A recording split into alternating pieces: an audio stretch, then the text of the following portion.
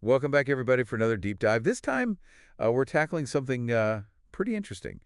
How to thrive in a world where it feels like the only constant is change, in our work lives. And personally, I think that's something we can all relate to. yeah, and to kind of unpack this, we've got a whole stack of academic papers here on role set theory and change management, even some real-world examples to kind of see how this plays out. Should be a fascinating deep dive. I think so. I'm especially interested in Dr. Butterfield's work. You flagged that as pretty groundbreaking. Absolutely. His research on role sets and continuous change, I think, really flips the script on traditional approaches to this topic. Okay, so let's start with a problem that I think a lot of people listening can relate to, that feeling of, change is constantly happening to us, right? Instead of being something we're a part of. Right?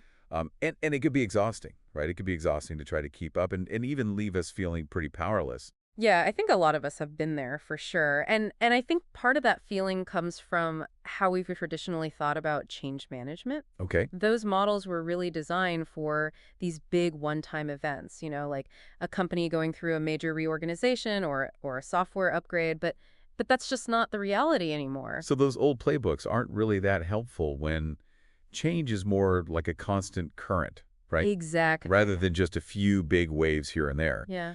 I'm already seeing why you were excited about this role set idea.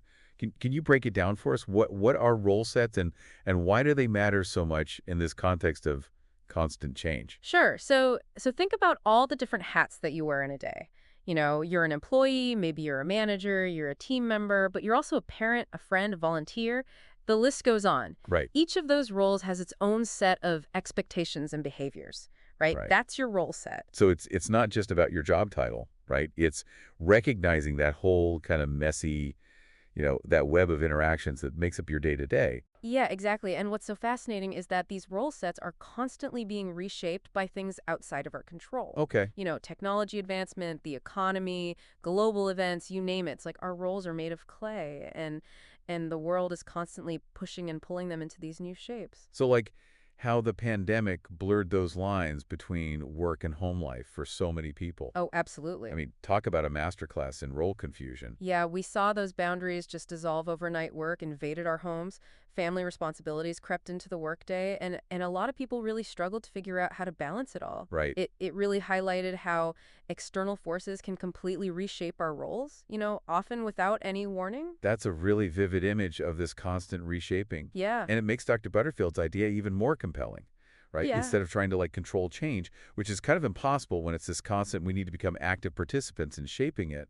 Yes, it's about shifting from a reactive mindset to a proactive one. And a crucial first step is understanding how our unique role sets interact with these forces of change that are swirling all around us. And that's where his 5 strategies come in, right? This isn't Exactly. just theoretical. He's actually giving us a framework to put this into practice. Yeah. And the first one is developing role set awareness. But this isn't a one-time thing, is it? Absolutely not. It needs to become a habit, almost like a sixth sense. Okay. You're constantly asking yourself questions like, who are the key players in my different roles? What do they expect from me? And how are those expectations shifting? So it's like having a mental map of our role sets that Exactly. we're constantly updating as the landscape changes. I like that Exactly. because if we're not paying attention, we might miss those little shifts that Right. are happening all around us. Right. And those small shifts can snowball into these major issues if we ignore them for too long. That's true. But if we're tuned in, we can spot those potential conflicts or misalignments, early on and adjust before things get really messy. Okay, which leads us to the second strategy, embracing continuous feedback. Yes. But we're not talking about those dreaded annual performance reviews here. No, no, no. Those are far too infrequent and way too formal for this world of constant change. Okay, What we need are real-time feedback loops, woven into our daily work. so think more quick check-ins with your team, Exactly. or informal conversations, maybe even asking for feedback in the moment instead of waiting for some formal review. Absolutely. These micro adjustments are much more effective than trying to course correct after things have already gone off track. Okay, Plus, when we're constantly giving and receiving feedback, we create this culture of transparency and open communication, right. which is so important for navigating change successfully. Now, the third strategy, decentralizing change leadership, this is where things get really interesting. Yeah. But I imagine some folks listening might be thinking, hold on, I'm not the CEO. How can I be a change leader? That's the beauty of it. In a world of constant change, everyone needs to be a change agent regardless of their title. Oh, okay. It's not about staging a revolution or anything. Wait. It's about understanding that you have influence within your own sphere. So it's more about taking initiative within your team or department, being proactive about suggesting improvements, and Exactly. not waiting for permission from the top. Exactly. And one of the best examples of how this can work is this company called Innovate Kicks. Okay? That's featured in one of our sources. They're a tech company that operate in this super fast-paced industry where change is the only constant. They were initially using that traditional top-down change management approach and hitting a lot of resistance. I bet employees are probably feeling like change was being done to them rather than something that they were a part of. You nailed it, and that's a recipe for burnout and resentment. Yeah. But when they started decentralizing change leadership, giving teams more autonomy to adapt and make decisions, things really shifted. So how did they make that happen? Did they rewrite everyone's job descriptions? It was more of a mindset shift than anything. They started building in role flexibility, making it clear that change was just baked into the cake. They encouraged these regular role evolution check-ins as part of their team meetings where people could discuss how their roles needed to adapt. That's a really practical way to kind of embed change into the day-to-day. Yeah. And I bet it helped employees feel a lot more empowered, too, like they had a voice in shaping their own roles. Absolutely. And speaking of feeling empowered, that brings us to the fourth strategy, enhancing psychological safety. Okay. Now, this one might not seem as directly related to role sets at first glance. Right. But I'm guessing there's a deeper connection here. There definitely is. You see, one of the reasons that role clarity enhances psychological safety is that it reduces ambiguity. Okay. When everyone knows what's expected of them and how their roles contribute to the bigger picture, they're less likely to feel anxious about, stepping on toes or making mistakes. That makes a lot of sense. It's like creating a safety net that encourages people to experiment and take risks, knowing that they have the support of their team and a clear understanding of their role. Exactly. It's about creating an environment where people feel comfortable speaking up, sharing their ideas, and even admitting when they're struggling. Right? And that's crucial for embracing change because, let's face it, change can be scary, Yeah. especially when it feels constant and unpredictable. We've talked about how Innovatex decentralized leadership and built flexibility into roles. But I'm curious, how did they approach this psychological safety thing? Did they have specific initiatives, or was it more about an overall cultural shift? They took a multifaceted approach. Okay. In part two, we can explore the specific tools and techniques that they use to foster open communication, provide support during transitions, and create a culture where it was okay to ask for help. That's a great cliffhanger. We've seen how this company embraced change and thrive. But how can you apply these principles to navigate the constant shifts that are happening in your life? We'll dive into that in part two, so stay tuned.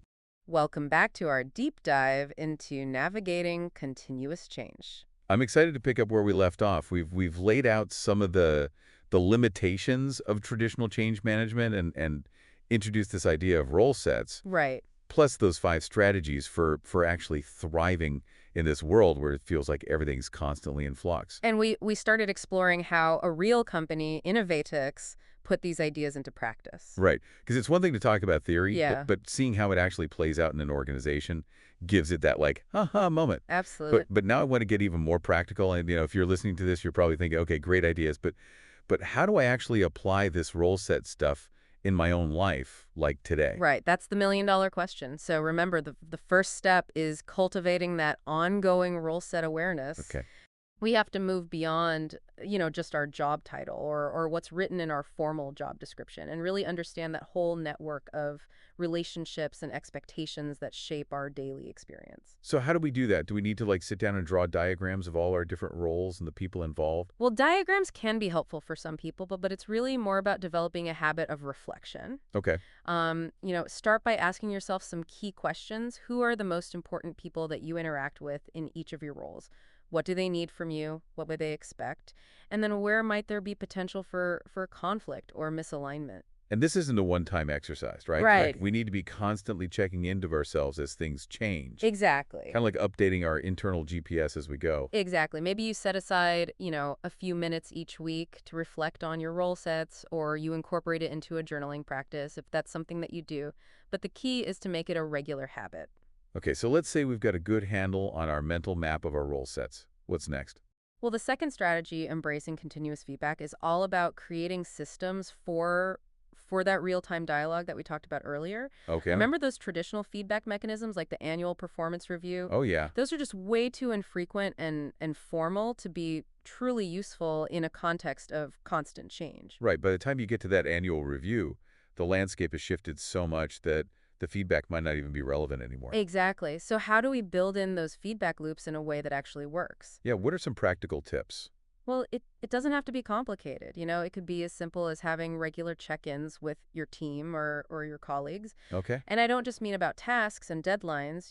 Ask about how everyone's feeling, what challenges they're facing, whether their roles still feel aligned with what's needed right now. I love that creating that space for open communication. Yeah. It makes it safe for people to share their experiences, even if they're struggling, and it helps us course correct before things become major problems. Exactly. And remember, feedback isn't just something that you receive, it's something that you actively seek out. Okay. Make it a habit to ask your colleagues, your manager, even your clients or customers for input on how you're doing and where you could improve. And don't be afraid to ask clarifying questions if you're not sure what someone means or what they're expecting from you. That's such an important point. The more open and transparent we can be in our communication, the better equipped we'll be to navigate these changes together. Okay. Now, the third strategy, decentralizing change leadership, this is the one that I think can feel a bit trickier, Yeah. especially if you're not in a formal leadership position. Right, because it's easy to think, well, I'm not the boss, so change isn't really my responsibility. Yeah, I hear that a lot, but that's the mindset that we need to shift. Okay. In a world of continuous change, we all have a role to play in shaping that change regardless of our title.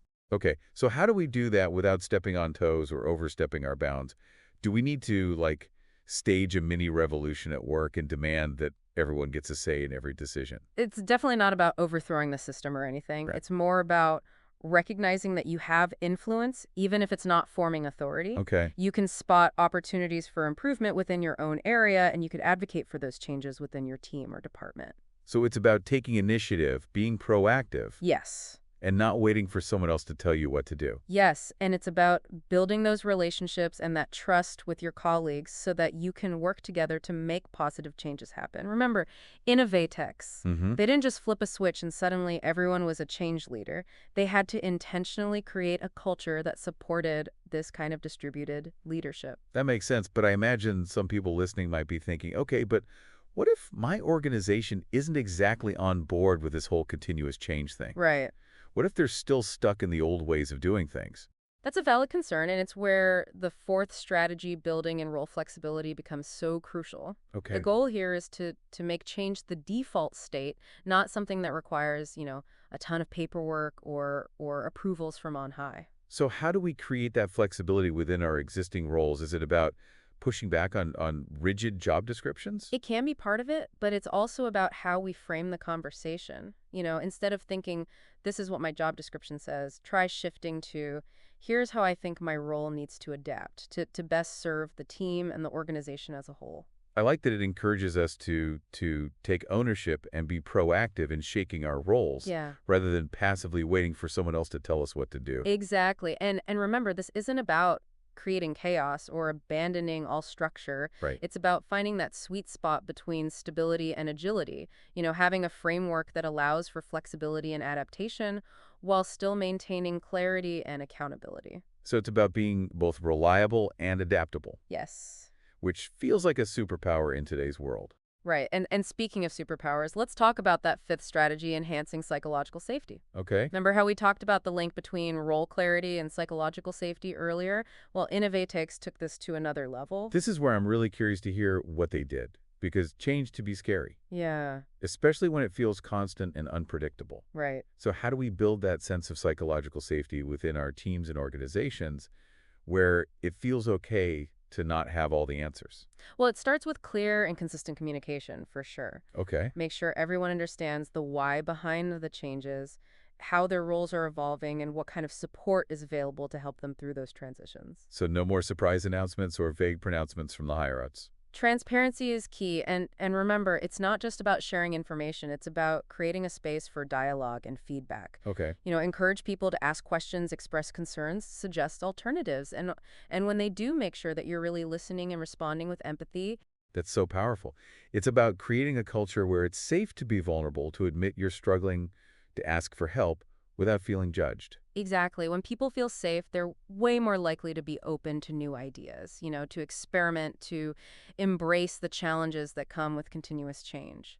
InnovateX did a few really interesting things to foster this kind of environment. Like, what spill the beans did they have, like a suggestion box or a company therapist on call? Well, I wouldn't go that far, but they did use a combination of, simple and innovative approaches. Okay. For example, they instituted these regular open mic sessions where anyone could share their thoughts and concerns about ongoing changes. That's a great way to create space for open dialogue. Yeah, But sometimes people might not feel comfortable speaking up in a big group setting. right. Did they have mechanisms for more individual feedback as well? They did. They introduced something called change buddies, Change buddies. where people could pair up with a colleague from a different team and have these regular one-on-one check-ins about how they were navigating the changes. That's a fantastic idea. It provides that peer support and allows people to process their experiences in a safe and confidential way. Exactly. Did they do anything else to provide more structured support? It also offered optional workshops on topics like, resilience, stress management, communication skills. Okay. These weren't mandatory, but they were available to anyone who felt like they needed that extra support. That's a really thoughtful approach. Yeah. It recognizes that everyone adapts to change differently,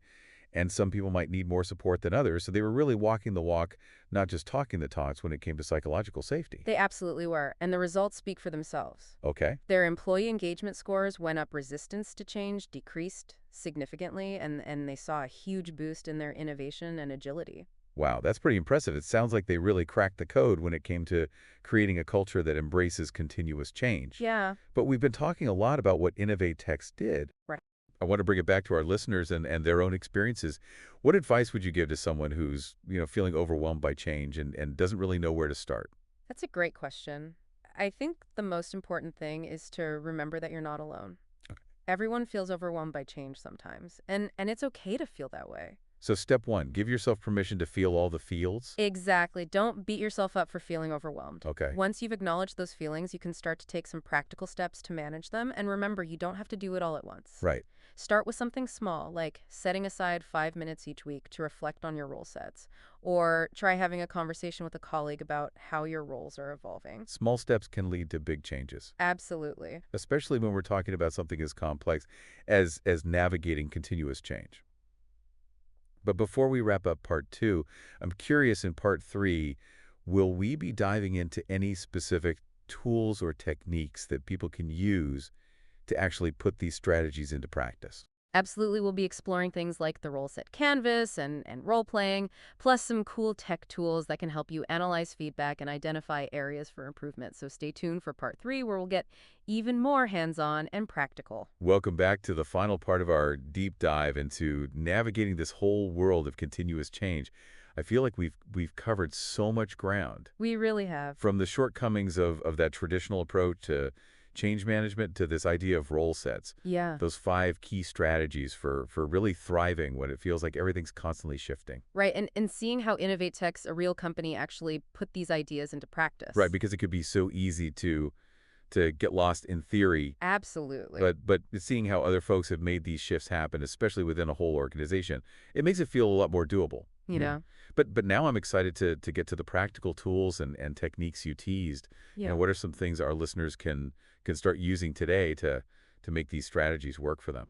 Well, one of the most useful tools I've come across is called the role set canvas. Okay. It's a simple but super effective way to visually map out your different roles and really see what's going on. Ooh, a canvas that sounds visual, like we're painting a picture of our multifaceted selves. Exactly. And what's so great about this visual approach is that it helps you see the connections and the potential conflicts between your roles. Okay. So to create your own role set canvas, start by drawing a grid. Each column represents one of your role. Okay. Then for each role, just jot down, the key stakeholders, their expectations of you, the resources you need to do that role well, and any challenges or tensions that keep popping up. So it's like a snapshot Yeah. of your current role landscape, and you can see where things are running smoothly and where there might be some friction points. You got it. Just creating this campus can spark a lot of insights. It forces you to really think critically about your roles and where you might need to make adjustments, but don't just file it away. Right. Use it to spark conversations. Okay, so don't just make the canvas and forget about it. Who should we be talking to about these insights? Share it with your team, your manager, a mentor, even a trusted friend. talk through what you're noticing, brainstorm strategies for any challenges, and use it as a starting point for those regular role evolution check-ins we talked about. So it's a living document, something we keep revisiting and evolving as our roles change. I love that. Exactly. And if you're someone who learns by doing, there's another technique you can try role playing. Wait, like we did back in school. I haven't done that in ages. Tell me more. I know it might sound a little old school, but trust me, it's a powerful way to understand things from other people's perspectives. Okay, so how does this work in the context of role sets? Let's say you're having a tough time with your boss. Try role playing a conversation from their point of view. Okay. What are their pressures, their priorities? Or maybe you're struggling to collaborate with a teammate role play, a challenging conversation with them, really trying to embody their perspective. So it's like empathy through simulation? Yeah. Stepping into someone else's shoes to really understand their world better? I could see how that would be helpful for communication and navigating those tricky relationships. It really can. And you can do this solo, with a friend or even as a team exercise. Okay. Are you ready for some tech tools? Bring on the tech. Because continuous feedback is a lot easier when you've got the right systems in place. Oh, I'm all about using tools to make things smoother, Yeah. especially when it comes to communication and feedback. What do you recommend? Well, there are some fantastic platforms that are built specifically for team communication and feedback. Okay. Forget those long email chains. These tools make it so easy to share updates, ask questions, and give input in a way that's dynamic and engaging. I bet there's even AI involved. Can AI help us analyze feedback and spot potential issues before they blow up? Some platforms use machine learning to find those patterns in feedback that you might miss. Oh, wow. They can highlight areas where expectations might be misaligned or even suggest solutions, based on what's worked for other teams. It's like having a virtual change management consultant in your pocket. I love that analogy, but remember, tech is just a tool. It's that human element, that willingness to communicate openly, build strong relationships, and adapt to change. That makes all the difference. So true. It's all about finding that right blend of human skills and tech to kind of support us as we navigate this constantly changing landscape. Exactly. And that brings us back to that final thought-provoking question we left our listeners with in part two. If change is the only constant, how can we proactively shape our role sets so we're not just passengers, but active drivers of this journey? It's such a powerful image, and I think we've given our listeners a lot to think about and a lot of practical tools to get started. What would be your parting advice? Any final words of wisdom? Embrace the fluidity of roles. Let go of the idea that your job description defines. You completely view change not as a threat, but as an opportunity to grow and evolve, develop those habits of reflection, communication, and adaptation. They're like muscles you can strengthen over time. And remember, you have more influence than you think. By understanding and actively shaping your role sets, you can truly become a master of change, not a victim of it. Beautifully said. It's been such a pleasure exploring these ideas with you. And to everyone listening, we hope you feel equipped and empowered to navigate the ever-changing landscape of work and life. Remember, change is your oyster. Until next time, keep those role sets in mind and keep adapting.